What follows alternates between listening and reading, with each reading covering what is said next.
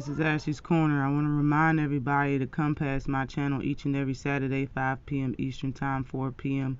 Central Time, to hear the Queens cook on this boxing talk on Q&A Loving Sports. Now, I see that Teofimo's next fight is going to be versus Jose Zepeda, or however you pronounce his last name, but I'm going to say Zepeda during this video. I just wanted to say that I think this is a good fight. I really do think it's a good fight. I made a video just now about Teo fighting Regis Prograis in the future.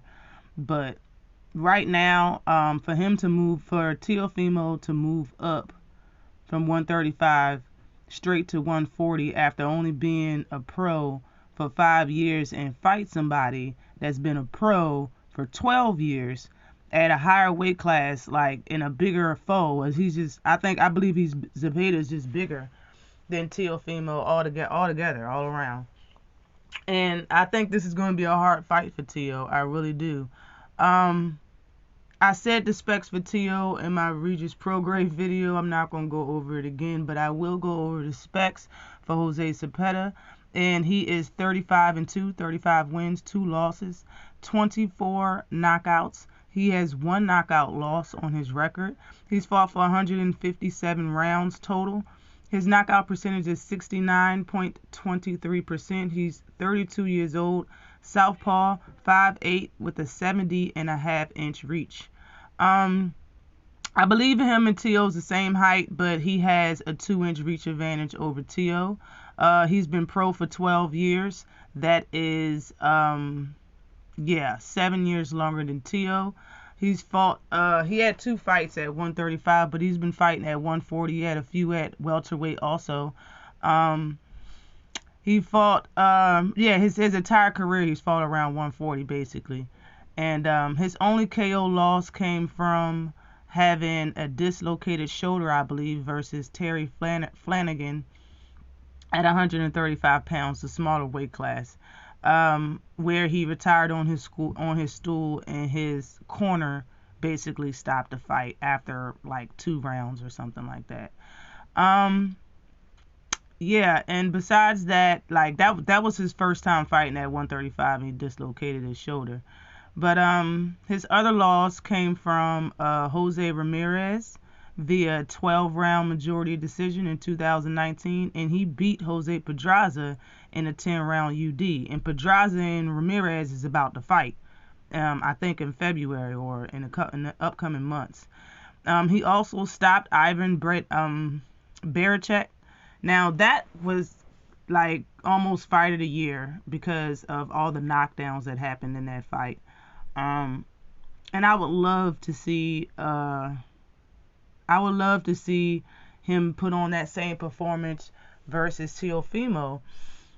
The way he fought I'm not going to say the way he fought him, but how that fight ended up, yeah. I want Teo to look like this on the screen after this fight. I really do. I'm not even lying. Not even going to hold you. This is what I want. All right, it's what I want. But he also stopped Jose Vargas. I believe that was his last fight, where he knocked him out viciously. Okay, viciously. And that is, I think, that's the win that he's coming off of.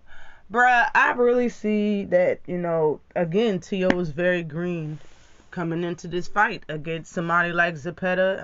And it's weird. Zepeda was supposed to be moved up. He was going to fight Terrence Crawford at welterweight. So I'm more than sure Teofimo and his father is looking at this as a real big opportunity to showcase skills. And at first they were saying Kambosos didn't have no pop, but he sure did drop Teo off of one punch. And that's because of lack of focus. That's because he was looking for the knockout. He didn't have his hands up. Like, if he does that versus Jose Zepeda, being that he has a better pedigree in my opinion, versus Kambosos. He's been fighting longer. He's been in there with tough and better competition, bigger competition as far as weight class. Like, I just if he's feeling himself, if Teo's feeling himself and not focused for this fight during the fight, we're gonna see it. Okay, because Zepeda has pop. He has ring knowledge. He has good boxing IQ, and the man can box to beat Jose Pedraza in a boxing match in 10 rounds, and he won in a decision.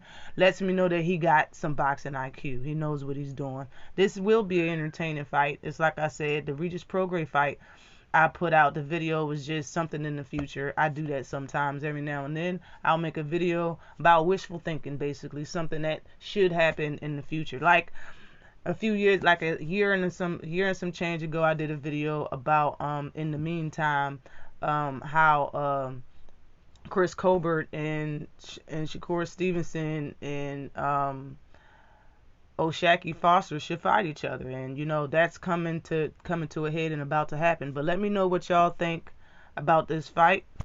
I really hope Teofimo loses, but always like and subscribe to the channel. Peace.